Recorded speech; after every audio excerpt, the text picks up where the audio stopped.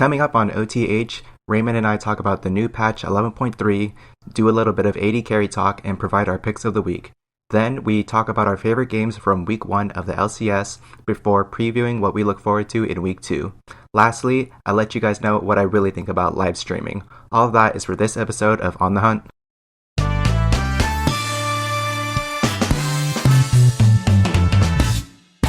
Welcome everybody to episode 2 of On the Hunt, a League of Legends podcast.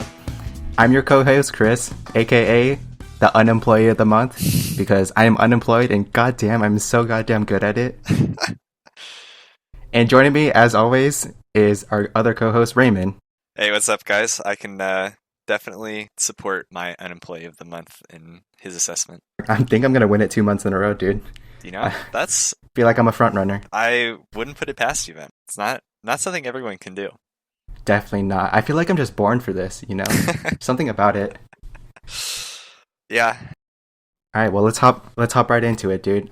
How's your League of Legends games going, dude? You been playing a lot, or you been playing something else? Nah, it's been a bit of a slow week for me on the League of Legends front. I've gotten some good URF and TFT games in, I think, a few of those. But Okay. yeah, for the most part, I didn't have too much free time. I threw away my whole Saturday playing Path of Exile, so oh no, I missed out on some prime grind time for, you know, the ranked season. But other than that, the few games I did play have been good. Tell me more about that, dude. How deep are you in the PoE? I'm actually not that deep. I have some buddies who have played a lot more than me, and I tried it out this season, but I don't know, I can't get that into it. It feels like such a time waste for me after I play now, so I'm kind of trying to ease off. Yeah, that's what a lot of those games feels like to me, where it feels like you just grind forever on like Path of Exile, Warframe, all of those kinds of games. Yeah. I love it, don't get me wrong. Right. And it's definitely better when you have somebody else to play with. Yeah. Not just playing with yourself. Giggity. Yeah, it's fun while you play it for sure, and then I feel like unless I'm like hard grinding the end game with them to do something fun, and I have definitely not got to that point, I'm like, it's just not worth it. For sure, man. What about you though? You've been playing any? Oh, I'm so glad you asked.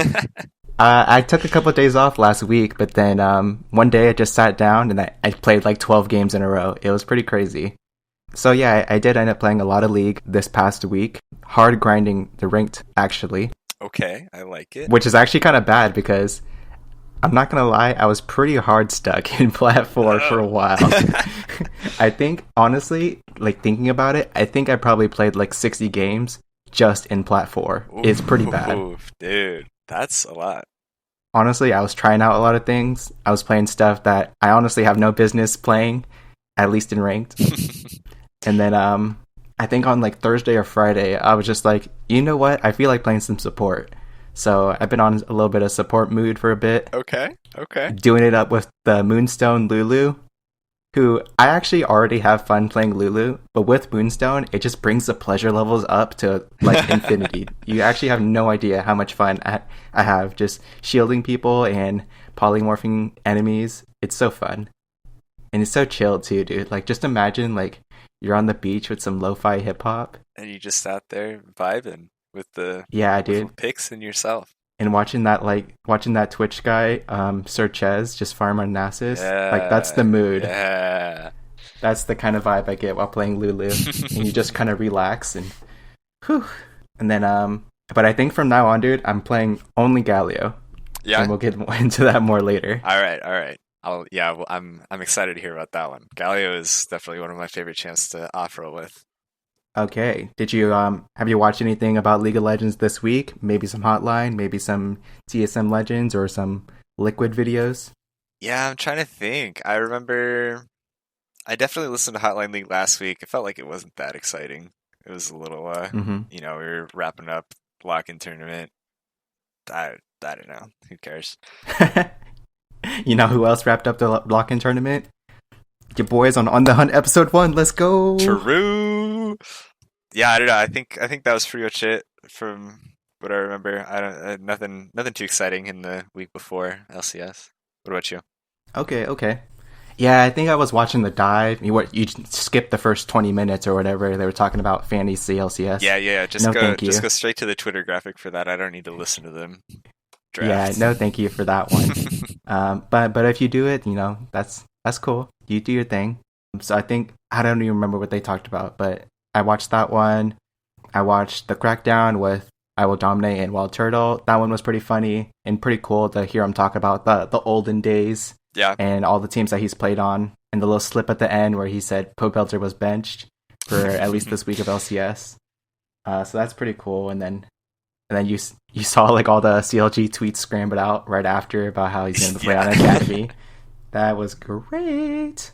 That's quite the mess from this week. You're right. Yeah. So that was awesome.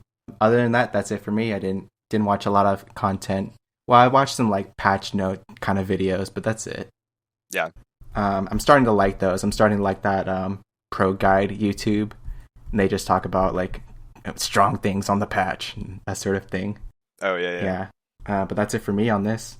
Okay. Yeah, that's good. I'm all ready. Okay, so coming up next, we've got patch 11.3 that came out about a week ago, and we got a couple of changes here. I believe there's 10 champions that got nerfed, 9 champions that got buffed, and a couple of item changes here and there. Did anything stand out to you in this patch, dude? I think there's a few things. I don't think too many of the champ changes were like crazy. I think I liked what they did with Jinx, and for the ADC front, like I think that's fun to give her more access to the rockets. Um, Mm-hmm. and I don't know, I think Anivia nerfs are good. I'm thinking Pantheon Olaf nerfs, those are always good. Definitely can let those champs tone it down a bit, but not too much on the champ front for me. I think I like more of the item changes. Okay, what's sticking out to you for the items? I'm thinking, okay, so I'm gonna like go real quick back to last week where we talked about Soraka for a long time, and I'm thinking that the Chemtech Putrefier buff, like I think that's actually like really good. I'm sort of surprised that they made that big of a buff to it. It seems like a lot. To give them the Grievous Wounds like to your supported champion, like on heals and shields for 3 seconds, like any damage, that's kind of nuts. Uh-huh. But I think other than that, I think I'm actually big into the Phantom Dancer changes too. I think I think that item feels pretty good to buy, or felt pretty good to buy before, but I didn't never know when to fit it into a build really. It seemed like it was really luxury to just go for, like 85 attack speed basically, and the extra movement speed was really fun too. But I don't know, it felt like I was booting out something else that would have been more useful. But now that it has AD, I think it fits into more champs build paths, like Kai'Sa's or like Graves would really like it now too. And you just have like a little less total attack speed, which is fine if you're able to make good use of the AD as well. Yeah, I think so too. I think the Phantom Dancer change is pretty cool. What about you? Any standouts from what you saw? Yeah, like you said, a lot of the champion changes are really small, just like 10 damage here, a little bit there. I was looking at the rel changes, so it just looks like she got super buffed for across the board. Yeah, but half of those are AP ratios. Who cares? Yeah, true, but I don't know, maybe. Well, I guess you get like one AP item if you get like Shirelia's or something, or maybe not if you just go like Locket. Okay, never mind. I'm dreaming. I think you get it off your support item. So maybe she gets like 35 more damage in your total combo. Yeah, in the full combo. Yeah. Other than that, I guess that the Talia change is pretty crazy. That then they nerfed the monster damage, so not seeing a lot of that in solo queue anymore. That's true. They gave Udyr a little tickle, and I hope they do a little more because I'm sick of seeing that guy. I feel like if the jungler on my team does not pick Udyr, he's trolling straight up. I can't get into it, or I'll just get triggered. That's fair. I won't make you relive it. We'll just talk about how probably every LCS mid laner feels the same way. Oh, I'm sure. I really like the changes to Banshee's Veil, the Banshee's Veil component, Verdant Barrier, how it's kind of like Seeker's Arm Guard now. You kill minions to get more MR.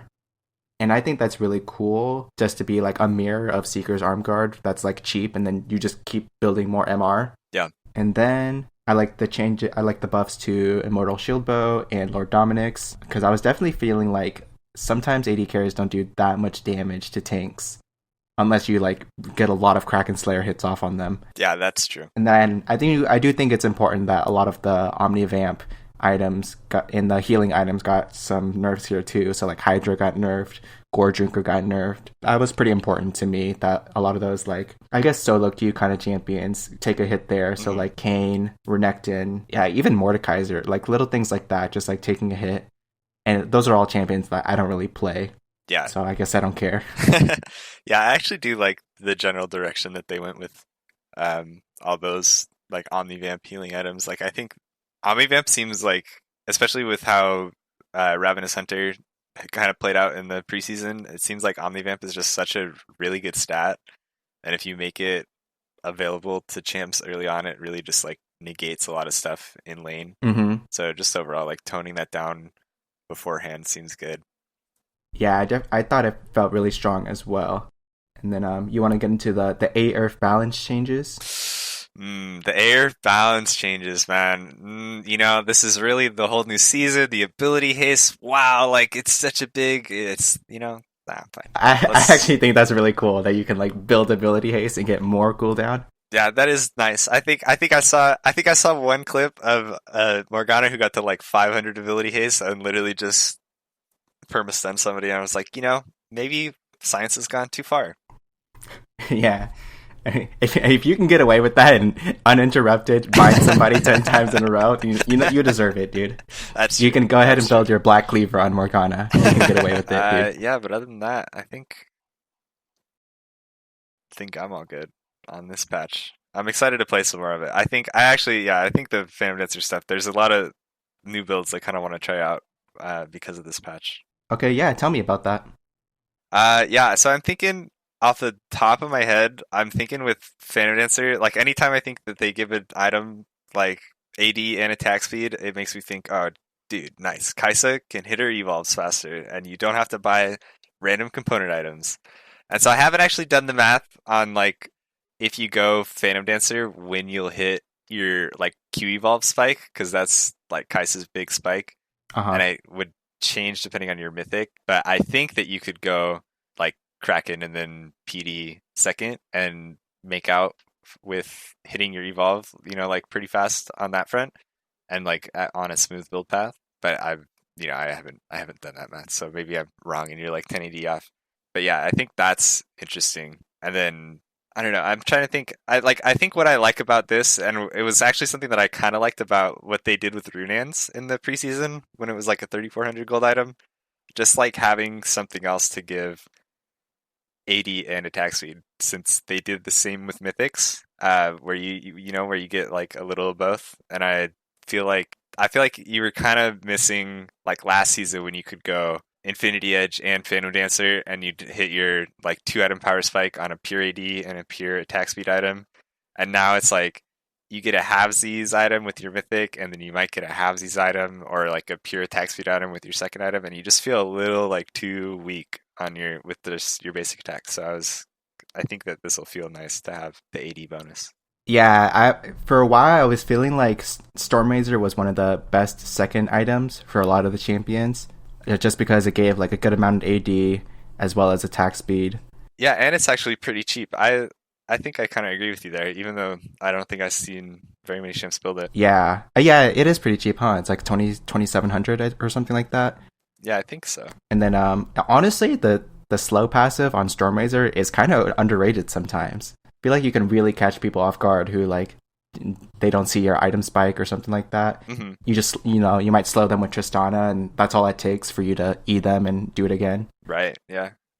Speaking of ADCs, man, let's talk about a little bit of Kai'Sa builds.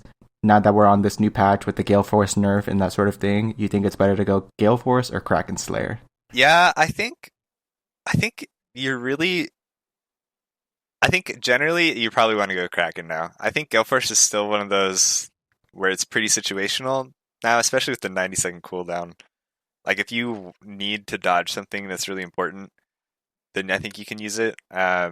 like if you see Fizz ultis coming your way or Malphite ultis and you just want an extra dash, like that's useful. But Kraken Slayer is just so good on that champ, I think. Like Kai'Sa's an ADC that really like puts all her damage into consistent auto attacks, and I feel like makes a lot better use of Kraken Slayer than most ADCs because of that. So yeah, I think Kraken is definitely the default from now on. Yeah, I'm thinking so too. It's just a really good item for a champion that auto attacks a lot, gets a auto attack speed buff as well. What about the second item? You know, a lot of people like to go collector because I think I had heard that mathematically building serrated dirk is like one of the best AD items for like the price to performance ratio. So it just kind of makes sense that you buy that item to help you get your Q evolve, and then you may as well just build it into collector for your second item. Because Q evolve is just so broken, Yeah, actually. yeah, that's actually so true. Walking into lane, you're level 9, you've both finished off your mythics, but your enemy AD is sitting on a quick cloak, and you've got like a a serrated dirk, and you just one shot them with Q evolve. Yeah, Yeah, it feels good. And then, but I've seen some other second items on Kaisa. So we've seen Stixay. He likes to build Essence Reaver a lot, second item. I think some people are liking to build an attack speed item second, like Hurricane or maybe even the new Phantom Dancer. Do you have any thoughts on that? yeah. I think Essence Reaver is. I think Essence Reaver is better now that they changed the proc on it to give you like more mana when you don't have like that much max mana. But I still don't know that I like that item on Kaisa. So I feel like I've missed 6A building that because that would have made me ask some more questions. But Yeah, I think that's his thing actually. yeah, okay, 6A. Like he's like the POE of Kaisa Yeah. of AD carry. He just likes to do that. Yeah, I don't know. That's a weird one to me. I'm not seeing too often. I mean, I guess spellblades are nice for all-ins, but I don't know. That I'd be surprised. But yeah, I mean, I see Hurricane. I like Hurricane on that champ. I think in general, you've seen this season like a lot more Kaisas just go full ADC items, and so I think Hurricane's like really nice for that. Because you're not trying to spec into Nashers as often. I mean I think I've seen people in the LCS do it, but that's more often where you're like at standoffs and you want your extra W poke maybe or something like that, or you just need to fill out your Uh damage huh. types. But in general, I think something like Collector, maybe Fanonets or not. Again, I think I'd have to check on the math if you actually get your evolve out of it. But um, yeah, I think Collector is definitely useful for just your straight snowballing because you want to hit that Q evolve as fast as possible. Oh yeah, I think collector is one of the. In a weird way, it's like a good snowballing item. But at the same time, I also feel like you would have got that kill anyways. You don't without the collector passive. I think just playing Kaisa, it feels really nice to have her e-evolve. So I would prefer an attack speed item because I know for a fact that it drives people crazy when you have your e-evolve at like Yeah, 20 minutes in the game. that is true. And it's such a nice feeling when you actually can make good use of the invis and dodge or stuff dives. Next up on the scrutiny block, well, not really, is misfortune. What do you think is the best keystone to take on her? This one, I'm not sold kind of on misfortune in general. Like when you want to pick her, like it feels like I've played her a few times this season, and it's like I always feel like I'm a little like behind on the damage unless I'm absolutely snowballing, and I feel like that's kind of ass. But if I had to pick, and I'm picking Misfortune, and I'm ready to go, I think I'm going for Manimune Lethality ish Comet build right now. I think she's like got really powerful zoning, and if you get the early just attack damage and lethality, you can really shut down like stuff like Aphelios that's like really immobile, and like you can just zone out like what they want to do in team fights. Okay, that's a good way to put it. Yeah, I think in my experiences playing Misfortune, it doesn't feel right when you try to build her as like a regular AD carry. Even though she gets like a really strong attack speed buff on her W, something's just not right with her damage output just from straight auto attacks. Yeah, yeah, definitely. I think last season, did you play it all last season when with the like double BF sword item builds? No, I didn't. That that actually I did kind of like it. And I think I don't know, the big AD big crit last season made her feel really good actually to do those builds. But yeah, I think they've shifted a lot of that early game crit power down. So you just if you go full attack speed ish, or like what uh, Caitlyn's might go now or something like that, you're gonna just feel like you tickle against anybody that builds any armor. Mm-hmm. Yeah, that's what I'm thinking too. Maybe not so much with like the Sterix nerf and that sort of thing, but I think Double Lift explained it best last weekend on the stream where he was talking about this between Press to Attack and Comet, and there's just certain team comps where like a champion with Misfortune's range is just gonna have a tough time having targets to auto attack, especially with like Udyr running rampant and that sort of thing. So I would be interested in trying out Comet. I have played against it, and it feels like cock and ball torture when you lane against it. Yeah. Especially when paired with like Seraphine or some other poking support. Hmm. Yeah, I agree on that. That's never fun to lane against. Yeah, but even then, I don't even feel like Misfortune is like my go-to pick if I had to play AD carry and ranked. It would definitely be like Kaisa number one, and then maybe I think Jin is really good for number 2 or 3. Hmm. And then if I could play Aphelios, I would, but Jesus Christ, I don't understand his guns. I don't want to get into a whole AD carry tier list when I don't even play that role. Yeah, it's okay. If you ever want some private lessons, we can run through them. I can give you some Aphelios tips. That champ is, I don't know. Yeah, we'll talk about it. All right, dude. Let me know the PayPal and I'll slide in. Okay, now let's get into our picks of the week. You want me to start this off? Yeah, you go for it. All right, dude. My pick of this week is going to be Galio for sure. Galio is also my guilty pleasure for just being able to do whatever you want because honestly, I am kind of washed up from my golden days as a youthful teenager playing League of Legends. But anyways, I've really been enjoying Galio lately. I feel like he's really strong this season in terms of his fighting power, his item builds, and his laning. And to be honest, I really like his laning because I suck at laning lately. And having played Galio a couple of times middle and even support, when I play him middle, I feel like I can just straight up ignore the other mid laners sometimes.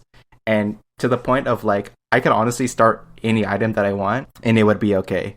Because you don't really cast skills to wave clear. You just like kind of auto attack with his passive. Yeah. And it doesn't cost mana to wave clear is the best part. So I have honestly started like no magic mantle at level 1 against like Syndras and Seraphines middle, and I can just ignore them. They'll blow all their mana on me, and I still clear the wave, and then I get the first roam timing, or I can help my jungle do a little river invade and sort of thing. Yeah, I feel the same way. Honestly, you play that champ, or I'll play that champ when I'm off-rolled mid sometimes, or if I just feel like playing for jungle, and I swear you can, yeah, like you said, just ignore the laner. I feel like he's a great champ to practice like cocky lane movement where you just are constantly playing like near your minions and you try and get them to waste spells.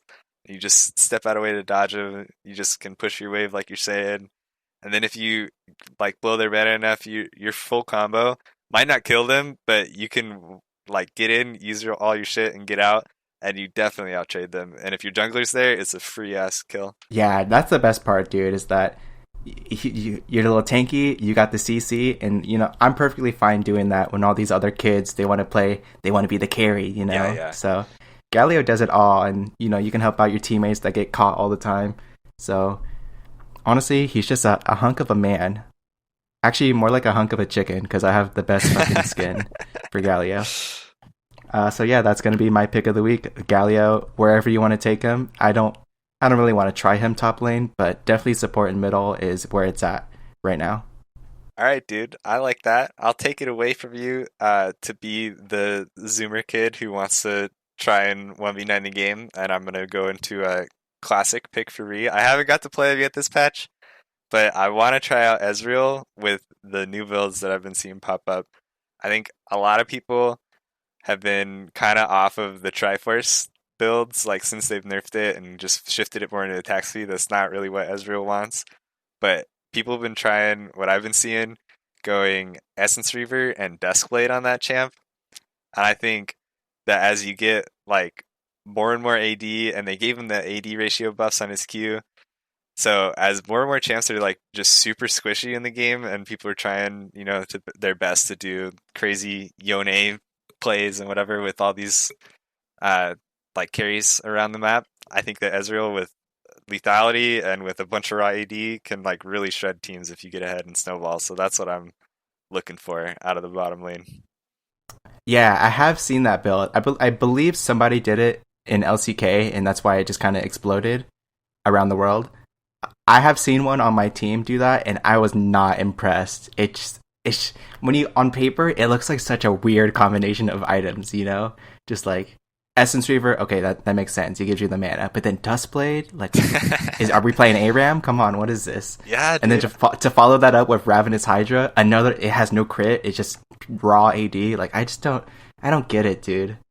Yeah, I don't know. I think I definitely I know what you're saying, and I did like of like the 2 or 3 games that I played this week. I did play against it one game, and to be fair, I was super fed. I was playing Lucian middle. I was just like insanely fed, so I was going in and one shotting him. But I see a lot of the merit to it, and I feel like Essence Reaver is one of those items that I've like kind of had on my underrated radar for the season because I think they buffed the proc. Like it's definitely like the highest damage like Sheen proc of any of the items because it's basically like it's bonus AD that scales what the proc's damage is. Like where Triforce is like twice of your base AD, the Essence Reaver proc is some amount of your bonus AD. So if you're on a carry that can afford to build a lot of AD, it's like your AD Lichbane, where you're gonna get like actually a high damage proc out of it. So I think that's the idea where you don't really use the crit on Ezreal unless you get some cheese all-ins with it. But once you get items like I don't know if you actually go Manamine with that build, but once you get Duskblade and once you get Hydra, they're like pretty high AD items, and you get the lethality on it too. You can actually pump out some damage and burst people that might not expect it. Okay, I might give that a try then. I do love me some Ezreal, dude. Yeah. And I got some friends. I got some people on my friends list that play Yuumi, so maybe I'll hit them up. The classic combo. All right, we're all done with the patch notes and our league lives. Let's move on to some LCS, baby. Let's start off with, did you miss anybody? There's a lot of players who they were playing in 2020. They're not really here in 2021. To name off a few, we've got like Pobelter, hee. There's like Haunter, he's out in Academy. Xmithy, I don't really know where he's at. There's people like Zazel, Apollo. I'm not sure if Hakuho is playing. But yeah, dude, is there anybody who, the league doesn't feel right without them? I think definitely I gotta say Pobelter. I feel like that's gonna be so sad if this mess of a week actually turns out to him like being off CLG and like off into team for another split. Because I don't know, he's one of my favorite players, just like in LCS. So I'd hate to see him go. But I think if I had to go with somebody that I'm pretty sure is out of the league now, I definitely feel like I'm gonna miss Xmithy. Like he always felt like he doesn't ever look like the best jungler. Like he's not the Peanut, he's not the like Pioshik or something or Canyon that's just gonna 1v9 the game. But the fact that he's been around for so long and always on winning teams, like that's some old man power right there that I like to see against, all the new Zoomers in LCS. For sure, dude. And it's actually a shame because he was actually an Olaf player, and I'm sure that he would kill it on Udyr as well. So I'm kind of missing. I'm kind of missing Xmithy as well. Missing his Xmithy as much as Xmithy missed his Sejuani R's. Is that a good joke? Are we good on that? Can we clip that one? Nah, maybe. I've missed. That hurt me actually because I have missed some Sejuani R's in my time. So, and I've gotten many question mark pings over that. Actually, you know what? I'll throw another hat at the ring for this. I miss Sneaky being an LCS dude. Yeah, it's been a couple years now, dude. You're still not over it? I know. I still watch his stream all the time. I still like watching Sneaky play. I wish he got to play LCS. Okay, I can respect that. I'm already missing a little bit of Bjergsen double lift action as well, if I can be a little honest with you. Yeah, that is true. Especially watching TSM this week. That's ooh, ouch. Might be some growing pains for sure. Okay, let's jump into some LCS Week One. I think let's just start off with listing who's in first through 10th place. All right. Out in first place, we got C9 and 100 Thieves tied for 3-0, and then we've got EG and TL right behind them at a little 2-1 action. And then next up, we have 5 teams tied for 1-2. That's Golden Guardians, FlyQuest, Dignitas, Immortals, and TSM. And then lastly, we got CLG out at the 10th place at 0-3, Sag. CLG just can't catch a break, man. Yeah, it's kind of a shame, dude. I feel like they're trying really hard, and at least they're doing a little fight back in their games, but they just can't. They can't Yeah. seem to close them. And they seemed like they were some of them were so winnable. Like definitely, I feel like CLG should have been walking out of this week at least in that 1 and 2 pack. So it's sucks to see them go 0-3. I'm sure it sucks to still be without Broxa as well. And this stuff with Pobelter just is not good signs for the 2021 chapter of CLG. Yeah, that really sucks that they don't have Broxa yet. Even after all this time, it's like February now, and they can't get him in, man. Yeah. Okay, what did you think about the new schedule? They start at like 2:30 p.m. on Friday, and the last game starts at 7 or 8 p.m. Is that a little long for you? What do you think, dude? Yeah, I think a little bit. I think I think there's like kind of a lesser of two evils here where I don't think that they can really afford to go much earlier in the day on Fridays, and I think they know what they want to do with like the 3 day schedule. So I don't think we'll see it change too much, and I think it just means Fridays are going to be like I'm sure there's going to be some throwaway games on Fridays that people are just going to not end up watching unless you're a big fan of the team. Cough cough CLG games. Cough cough. Yeah, I think I'm okay with the schedule. Actually, I'm really liking the 5 games per day schedule where every team gets to play. So I Yeah, feel like if there's somebody you're looking forward to, then you get to see them play that day. right. So I think that's really nice, and I'm really glad we live on the West Coast as well. We have a really good time zone for this kind of thing. Because I would hate to live on the East Coast and stay up to like 11 p.m. or something. Yeah, that's true. That's true. Okay, and then let's talk about a little bit of the LCS meta, dude. Now that the week 1 has started, we've seen Udir's running rampant and that sort of thing. Anything you want to get started on? I'm trying to think off like any other picks besides Udyr. I definitely feel like Udyr has been LCS defining somehow, which is wild to say in the year of our Lord 2021. But I think, yeah, I don't know. I think I've liked how a lot of the games have like played out. Kind of, it seems like we've had a lot of like aggression and like exciting games more than most of the games being absolute snooze fests. Like obviously we still had a few like weird like one-offs in between here. But I feel like there's been a lot of like interesting like early game matchups and things like that that have been good to see. Yeah, I can definitely agree with that. I like that there's been a lot of actions in the game. Let me just pick some numbers at you. So, at least for week 1, we got the average game duration of 35 minutes, with the longest game being 49 minutes and 48 seconds. To follow up with that on the champions, we've got Olaf, Pantheon, and Seraphine as the most bans. I guess I'll just go through the list. So, most ban champion for top lane is Camille. For jungle, it's Udyr and Talia. For mid lane, it's Orianna and Syndra. For bottom lane, it's Kaisa. And for support, it's Alistar and Rel. I think I'm really liking at least the champion meta right now. It pretty similarly represents like solo queue. Maybe not so much with like the Pantheon, because I don't see that too much, but I know that it's strong. Yeah. I'm kind of sick of seeing Udyr only because I know that it's really strong, and I know that when the best players get their hands on it, like Blabber, they're just doing insane clear times, and then when you have the free time to invade or gank a lane, like I just feel like why you can't let that go through. How do you That's feel? that's true. Yeah, I think what I've been like bothered by a lot with Udyr is like just when he gets to like the unkillable phase later. Like I feel like he's interesting to watch early because of like kind of his raw power.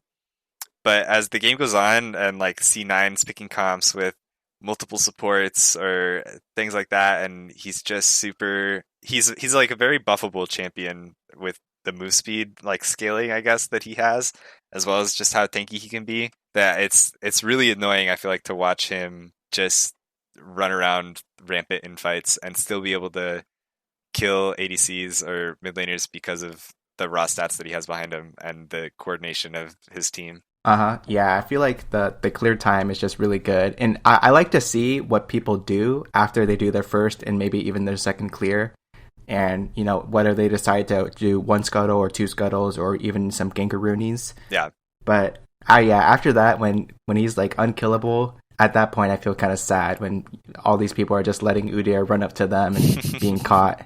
Yeah, I think one thing on the early game part too, I think that he does a great job of showing off different like early game jungle plays because he's so simple. Like you're not going to learn anything from watching his clear really, other than like his path. And I feel like the casters have done a good job of like highlighting what's he going to do. Like he's beating the other jungler in tempo because of his clear speed, so he can take a crab. They watch as like the top laner or the mid laner comes to help them in the jungle, and then if they get the right base timing or something like that, and they get the other crab or they go for dragon and stuff like that, is actually pretty interesting and like good to expose more people to, I think. Yep, I can agree with that. Well, enough of Udyr for now. Let's talk about some LCS games that happened this weekend. Were there any games that caught your attention or that you were looking forward to? Man, I think games that I was looking forward to, I think were a lot of big ticket games. Like EG 100 Thieves on the first day, we were looking at some C9 TSM games, but I feel like I wasn't actually that impressed by those games when it came down to it.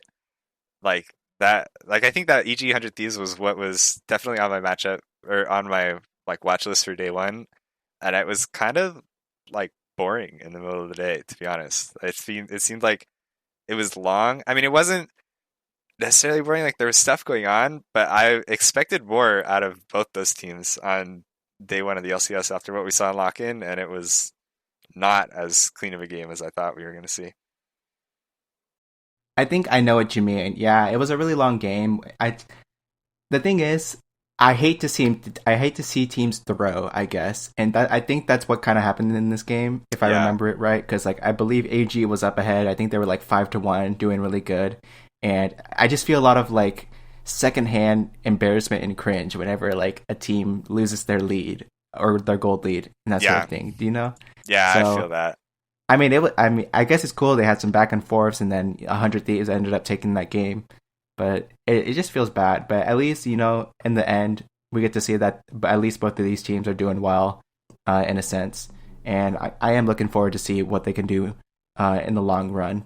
Especially since that's EG's only loss this weekend, and then 100 Thieves got to finish it out 3-0 as well. So I'm looking forward to seeing them both next weekend as well. Yeah, that's true. I think I think looking back at this game, this is where I was surprised to see 100 Thieves walk out of this weekend 3-0, especially. I think just out of the gates, it seemed like they had a lot of shaky plays, and they got kind of bailed out by just a few team fights, like in the end game of that one. Which credit to them for holding on and stuff, but I was I had higher hopes definitely for them after what we saw in lock-in. So I don't know. It was an interesting start for both those teams, I think, for sure. Yeah, I think now that I think about it, I think like in a way, like C9 and TL or C9 and 100 Thieves, they're both at number one with 3-0, but neither of them played TL or each other. Like C9 didn't play 100 Thieves or TL, Hmm. so it's going to be interesting that coming up next week, whatever the matchups are, if they can still stay undefeated or whether or not they just had like a really good set of matches this weekend against some lower rated teams. Yeah, I think definitely. I would say from like my take of the week would have been that these don't seem like good 3-0 teams for me. Like they both picked up their wins, but I was not like super impressed by these guys going undefeated. I definitely think they'll drop games sooner rather than later. Okay.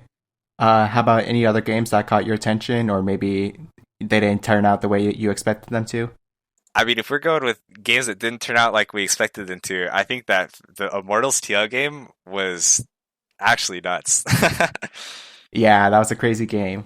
Yeah, I really liked that game actually. To see Revenge come out with a counter pick like straight out the go against Safari, who looked unbeatable in lock in, and just smack him 3 times in lane and come out like really strong. Like yeah, I don't know, that was impressive. I was really hyped for Mr. Revenge over there. Yeah, that was an awesome game where he had a really good start. I think that TL was able to kind of slow him down for the middle of the game, but then the rest of the Immortals team came on after that, and they were able to catch them out, and they defeated the Fasting Senna, dude. That's what I like to see. Yeah, true. I think you know what was funny about it. I think that TL definitely let that game get away from them. There were a few questionable plays, like some Tom Kenshulties into the enemy team when they definitely didn't need to.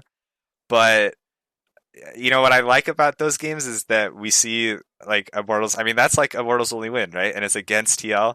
And I think you don't usually see that in LCS, where the bottom teams, like at the beginning of the split, are taking games and like fighting scrappy games like that against the top teams. Where like sure TL handed it away a little bit, maybe threw it like very far, but it's good to see like that level of aggression put up by some of these more rookie squads. Yeah, I can really agree with that. As for me, I don't really have a lot of games that really. I was looking forward to some games like Saturday's TSM versus C9, but then the way that they actually turned out, a lot of the games are not that interesting to me this weekend. Yeah, With just the way that they ended up playing out. yeah, I think I can get behind that actually.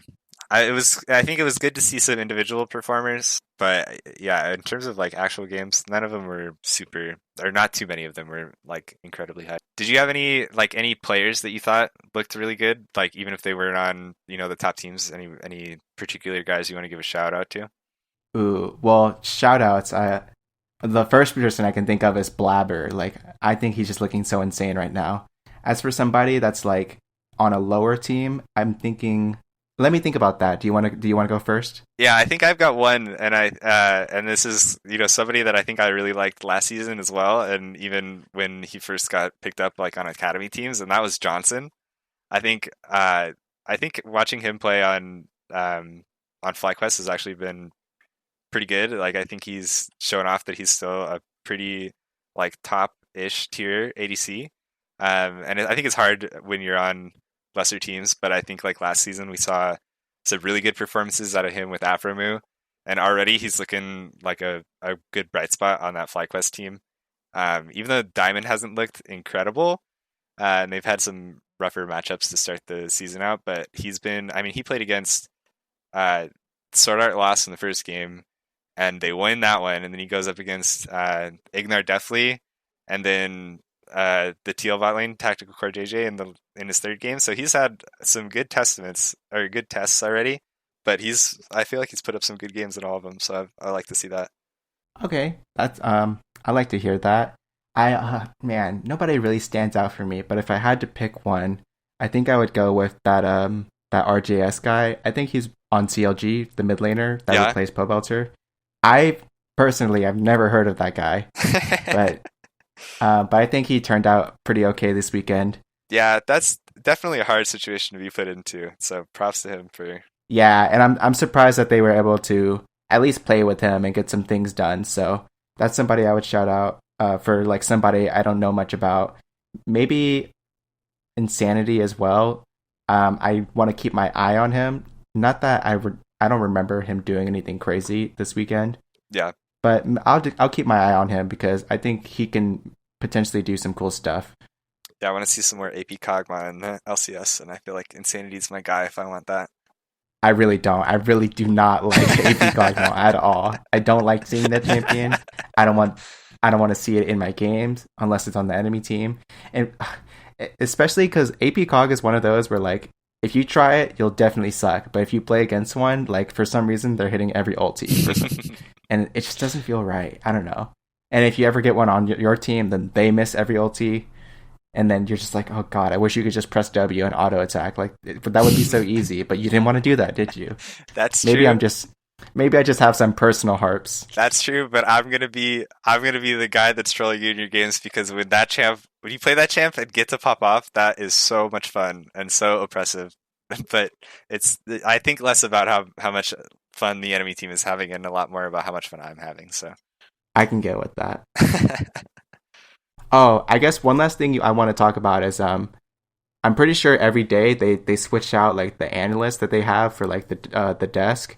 yeah. Do you have like a favorite set? Um, I don't know, not too much. I feel like I haven't watched that much of the desk. I watched it more during lock-in, and I'm trying to think who I liked when they had him there. I feel like I like having Emily Rand on the desk, but I'm trying to think of like a trio at all that I thought was put together well. I think having High on the desk too has been good for them. Just like having a legit pro player. Like I know that they have Alarum there, but I feel like he's I mean just High is like on another level and kind of like already out of the or like coming from more of like a not having just played like he's got a little bit longer of a career and some more insight into the like players than I think like Alarum has kind of showed.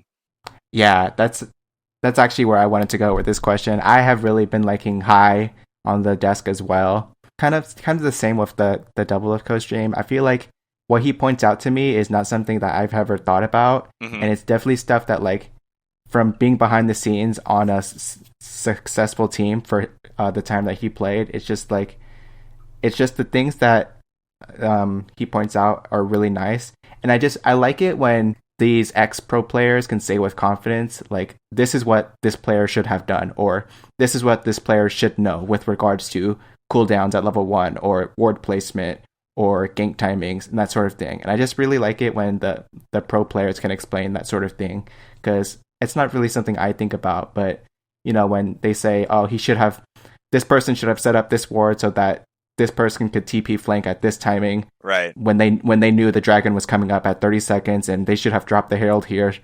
Like that sort of thing is like really cool to think about. Yeah, even I think the one tidbit that I remember from this weekend was when I think it was Teal and Dignitas played, and High explained like what went wrong for Dig in like the level 1 because Aphromu hooked the Core JJ, and it actually like screwed their lane up a little bit, and then they lost pressure and like didn't get to be able to contest the crab and that kind of stuff. And like that was one where they showed it like on broadcast, and I don't know that they talked about it, other than like he went for the hook, and then like it was a little bit of scrap and nothing really happened, and then this other stuff happened, but High was like kind of the only one that I remember pointing it out in the desk afterwards. Yeah, I've really been liking him on there, compared to some of the other guests that they've been having lately. Not to diss anybody. Yeah, yeah. I think it's kind of they've kind of thrown a lot of people into the wolves. I feel like by doing the rotating desk, where like before you kind of got to know a lot of them better. I mean, before when it was like just Marks and somebody else on the desk with Dash, and you definitely like knew everybody's vibe a little bit more. And now I feel like they're all kind of vying for each other's spots, and it's a little weird. Yeah, I guess that is kind of weird because like, well, knowing that I like High, I would want to see him all 3 days, Right. and then Alorum is okay as well. It would be nice if there was just like consistency, I suppose, instead of, okay, we get him one day and then you're not going to see him until next week. Yeah, and like maybe he had something better to say in this game, but he's just not on the desk that day. So who knows? Yeah, I think it's got to be hard for the casters too, because I think having like those kind of conversations, you definitely need to know like what other people want to talk about and like how they're going to say it. So if you're in different teams, then the conversations are just like naturally they need more time to figure out what each other want to do. Yeah, definitely. They just I guess they can keep trying it out, trying to see who they like more. I'm starting to think that by the time summer rolls around, they might not rotate it anymore, and they'll have their set people that they want to work with from then on. Yeah. But I guess we'll see. Yeah, I think I'd like them if they could figure out maybe like one or two like sets of people that they, if you don't want to make them do like obviously there's 3 like full days of casting. So if you don't want to make them do like one team that handles all 15 games, then put together like 2 or 3 teams that you can split the days up with. I think having half days would be nice. Instead of having like this set of people on this day. Mm-hmm. Maybe that's better like logistically, but I'm just saying as a viewer, Yeah, if there was a little bit of half action, that would help me gauge a little bit more. that's true. But at the same time, it's just like sometimes these analysts are stuck with these boo ass. I don't want to name any names of teams, but they're stuck with some lame games, Right. to say the least. And maybe there's not much complicated stuff to say where, he's a pro player and there's just not a lot of insight this game Yeah. when one team just smashed the other and, they just rolled on them. Yeah, what am I supposed to say when Blabber's 9 kills and a 25 stack mage ice? Like, yeah, guys, Blabber won the game. Let's move on. For sure, dude. And speaking of which, Blabber got MVP this week. I think he deserved it. Please stop letting that guy get Udyr or Olaf Yeah, or Talia or any other champion. yeah, Actually, I want to see that. Like, since there's been so many Pantheon bans from all the way from the lock-in tournament to now. I think we got to see one team play Pantheon, but I don't know how good that champion is for it to warrant so many bans and to be like the most banned champion on this patch. yeah. I think that might be a scrim champ. I think teams might just, there are one or two scrim games that get away from it because the first time you played against Panth Jungle or whatever, and then they just don't want to even test it on stage. We'll see though. As the nerfs come through, I don't know. Maybe we'll just see them pop off. Especially because they played on 11.2. I wonder how much is going to shift when all those item changes come in. Yeah. On 11.3. I think they might even move to that this weekend. But we'll see. Okay, now that we're all done with that, let's talk about some Week 2 LCS games that we're looking forward to finish off the episode. Is there any games? Let's start with the Friday games. Is there anything there that you're looking forward to? I think I'm looking forward to seeing EG and Cloud9 play. That seems like it'll be a good test for both those guys. I think that, C9 at 3-0 and EG having only dropped that one game, I think they look pretty strong from the standings point of view, and so hopefully that's a good battle of the Titans. I think so too, especially because Impact was insane on the Shen last weekend. So I actually do think Impact is a really good laner. So I'm really happy to see him. Maybe they can use that as a point of strength against Cloud9. But I do think C9 has been playing really good, top to bottom. All the players looked really great last week. So I think that would be really good to see. Is C9 really the nuts, or can EG prove themselves as well? So that's a game that I've got on my radar to check out. Yeah, I guess that's probably C9's first real test, right? Because TSM doesn't count. Yeah, I was looking forward to that game last week, but man, that game did not turn out to be okay. Yeah. So yeah, I guess honestly, yeah, because I would say they had a pretty weak. It turned out to be a pretty weak set of games for their week 1 for Cloud9. So yeah, I think week 2 is, as far as the standings go, they're playing against some of the other top teams. Yeah, true. It'll be interesting for them. Definitely a test for Perks and the fam. Let's see, what else you got on Friday? I think I want to send actually a real quick. I want to see TSM versus Golden Guardians, but at the same time, I want to watch it with my eyes closed for most of it because they lost to them in lock-ins, and if TSM loses the Golden Guardians now, I think it's actually the split might be a write-off. Like, let's just go to summer already. Yeah, dude. I think that's a game where like you might want to take some shots with that game or something. Like, there could probably be a drinking game with like the number of throws that could happen. As a TSM fan, I am pretty scared to watch that game as well because like at this point it could honestly go either way. Yeah. Which is wild to say. I cannot believe I'm worried about the Golden Guardians game in week 2. Yeah, not because I'm scared of Golden Guardians, but I'm just scared of TSM just messing up somehow. Yeah, right? Oof. And I feel like it's gonna happen. They might win, and we're still gonna be worried. I don't think they're gonna lose, not because GGS sucks, but but I also don't know like where their big strengths are as a entire team. Because Niles can pop off. I mean, not Niles, but Iconic can pop off and have really good map movement. So if they get him on a really good champion that game, then maybe they can take that and really move it forward because GSM's jungle is not their main focus. So that's kind of the the counterpoints for that matchup there of those two teams. Yeah. But laning phase is so important when you have veterans who know their matchups so well that it should be, in theory, TSM favored. Yeah, but we also But you know what? I already feel like I'm spending too much time talking about these teams who are like technically 8th place. Technically bad teams. Technically not on the hunt. Yeah, dude. So we already wasted too much time on this. All right, let's go on. Anybody else you want to talk about for that day? Yeah. So yeah. Also for Friday, I think 100 Thieves versus FlyQuest would be an interesting game. Again, I think it's a real test of like, is 100 Thieves really deserving of being undefeated, and also. FlyQuest had some tough matchups on week 1. Can they pull it together for week 2? And I think this game is going to be really good to set it off for the weekend. Yeah, I think I agree with that. And I think I'd also put on there that FlyQuest, is one of the teams that, didn't have their jungler for most of lock-in kind of thing too. So they're a little behind the curve in terms of getting to play as a team together. So I'm sure as the weeks go on, I think having this in week 2 is going to be an interesting test for them. Dude, you know what I was thinking? Just like on a total side note, Jose Diodo reminds me of that guy from the show on Apple TV who says like football is life all the time. Yes, dude. What is his name? Like Danny Rojas or something? Yes. That's who it reminds. Ted Lasso. That's the show. Yeah, that's a great show. Yeah, that's who Jose Diodo reminds me of, dude. I believe I'm down to.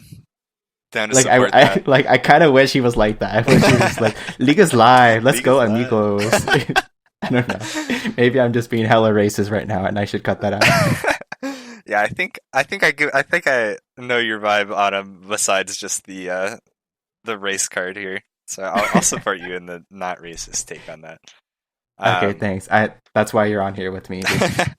Yeah, I think actually, you know what I liked this past week was when FlyQuest got their 1 win and they interviewed Licorice after the game, and it was kind of funny to hear Licorice talk about like how this is like the first time he's ever been in a non title competing roster, and I think that's interesting. That I think for a lot of teams actually there's going to be players that haven't been in that position before, and just for the LCS in general, a lot of teams that aren't technically vying for real championships, but we'll see how it plays out for them, because I think they actually have a decent chance at going into playoffs and stuff. So yeah, I think they have a chance as well. I wouldn't count them out just yet, but it's only been 1 week.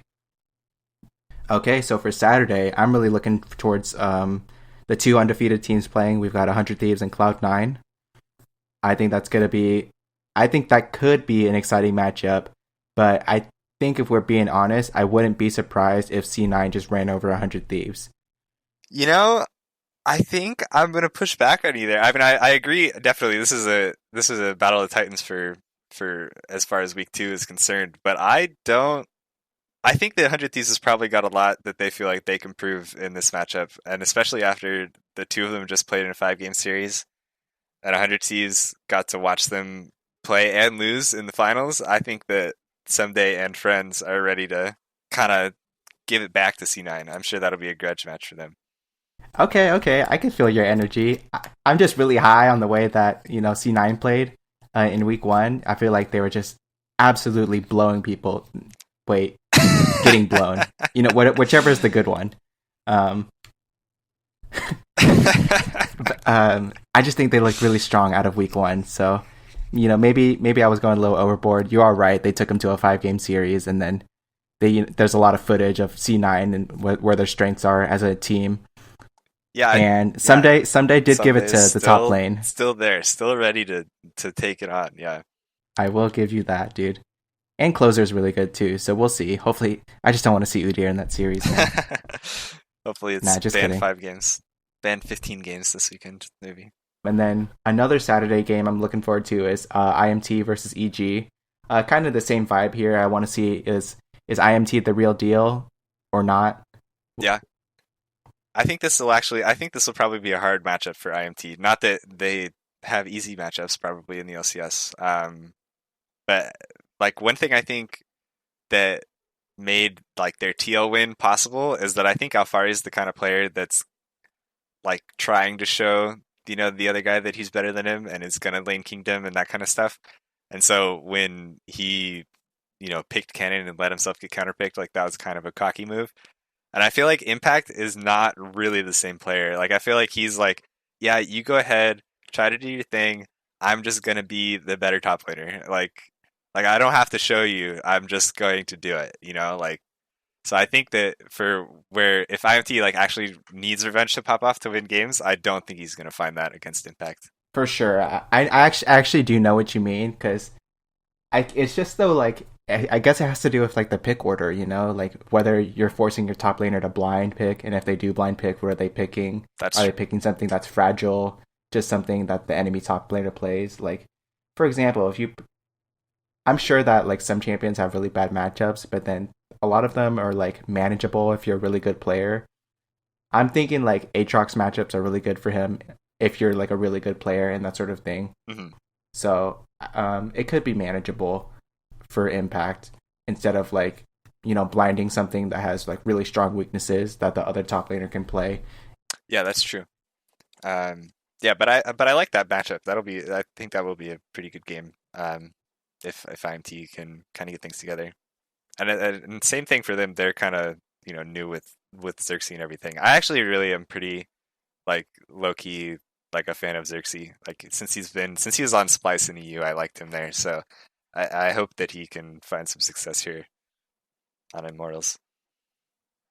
Okay, yeah, I wasn't too crazy about him in week 1, but we'll see if he can keep it up for week 2. All right, anybody you got for Sunday? Some hype games. I think we got a banger off the bat actually with TL versus 100 Thieves. I'm really looking forward to that one. Again, 2 top teams. I think it's gonna be one of TL's first like tough challenges. Again, they lost to IMT, but that's not that game. They could have won it, and they kind of gave it away. So I would say that this one could be a tough series, or Yeah, not series, but game. a tough game. So yeah, I'm really looking forward to it. Yeah, and if you look at TL's schedule the rest of the weekend, they're basically just playing warm-up games against CLG and TSM. So a couple no-name teams apparently from the LCS. Maybe those are academy squads. Yeah, once upon a time, I would have been excited to watch those games, but I don't know. Something's with 2021. It's just not right. Right. Yeah. Yeah, and then another Sunday game I got to finish out the weekend is a little Golden Guardians versus CLG action. Not because it has implications on the playoffs, but I just want to see those teams duke it out. Let's see if CLG can get any wins this weekend, and this could be one of them. Let's see, can we get the full rookie squad going, or can we get some action with Wild Turtle and Finn? Can they really put it in this time? We'll see. Yeah. It is actually pretty fitting, I think. If Sunday if the first game of the day is supposed to be the Super Bowl between TL and 100 Thieves, then Golden Guardian CLG is definitely our toilet bowl matchup. So that's kind of funny the puppy bowl. To be the top and the bottom of that day. I like that as a good send off to the LCS. Yeah, that's the balance I'm looking for in my LCS Sundays. All right, dude. Well, that about wraps it up for our LCS looks, and then we're gonna revisit these games next week and see how they all turned out. I'm really looking forward to game 2 or week 2. Yeah, dude, me too. It's been a treat to be watching LCS again, so can't wait for more. Okay, and then I think the last thing we have on our list here is some miscellaneous news with IWD Dominate earning back his co-streaming rights. You care about that at all? I'm actually. What was it that got him in trouble last year? I forget. I mean, I think it's good for him that he got it back, but I can't even remember why they took it away. I actually don't know. I believe that I actually looked into it, and I'm pretty sure the whole point is that they never straight up told him the one thing that he did. Well, okay, so it is because of sexual harassment, to my understanding, but they never told him which incident what it is, or how many offenses are against him, how long ago whatever it is allegedly happened, when did it happen, what happened, who happened. So like there's no details to it. Weird. It's a Dr. Disrespect situation. Yeah, honestly, it kind of is. So as far as what IUL Dominate has shared, I believe that is the situation of they told him, and it's like very vaguely, you're suspended for 1 year because of this. and that's it. And honestly, I'm also pretty sure that like it hasn't been 1 year ever since he was relieved of his League partner program status and unable to co-stream the proper way. I'm pretty sure he's like off for good behavior, I guess, and also being on Cloud9. That's true.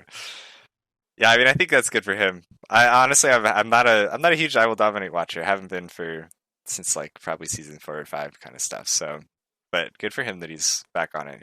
He does good content. So, well, I just watched like the Crackdown and Face Check. Yeah. I don't actually watch his like stream highlights or I actually don't watch any streamer, to be honest.